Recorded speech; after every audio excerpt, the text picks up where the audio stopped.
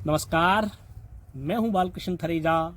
मैं इस समय खड़ा हूं सरसों के इन पीले खेतों के बीच, जहां बसंत सिर्फ मौसम नहीं बल्कि ठहराव के बाद जीवन के फिर से चल पड़ने का संकेत है।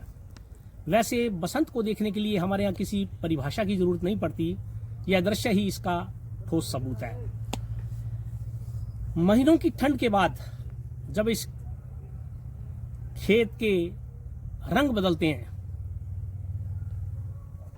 तो बदले रंगों से लगता है जैसे प्रकृति ने चुपचाप जीवन को फिर से सक्रिय कर दिया है। ऐसे ही मौसम के लिए फैज अहमद फैज ने लिखा है, गुलों में रंग भरे बादे नौबहार चले, चले भी आओ कि गुलशन का कारोबार चले। बसंत केवल मौसम नहीं, यह गति का संकेत है। किसानों के लिए है मेहनत का परिणाम है और समाज के लिए है खुलेपन का संदेश है। हर बसंत एक सवाल पूछता है, क्या तुम खिलने के लिए तैयार हो? जो बसंत को समझ ले वह जीवन की गहराई को समझ लेता है। इन फूलों के बीच खड़े होकर यह महसूस होता है कि प्रकृति जब संतुलित होती है तो मनुष्य का मन भी भीतर से नरम पड़ जाता है। शायद इसलिए प्रेम की बातें भी अक्सर इसी मौसम से जुड़ती हैं। अहमद फराज का एक और शेर याद आता है, सुनो कि अब के बहारों में दिल की बात कहें, गुलों के सामने क्या जिक्रे हालात कहें।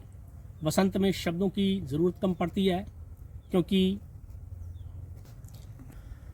दृश्य खुद बोलने लगते हैं। ये पीले फूल ज्यादा दिन नहीं रहते, लेकिन जब तक रहते हैं पूरी धरती का स्वर बदल देते हैं।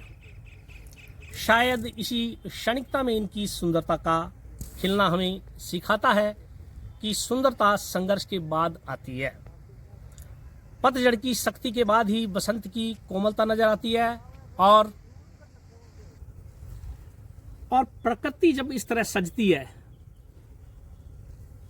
तो मेरे जैसे इमोशनल लोग मजरू सुल्तानपुरी के लिखे और मोहम्मद रफ़ी के गाए सूरज फिल्म के इस गीत को याद करते हैं।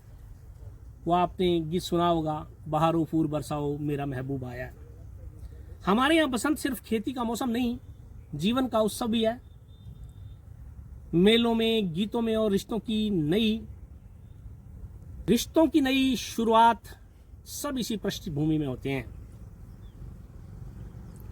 इसलिए सरसों के ये खेत केवल खेती की दृश्य नहीं है,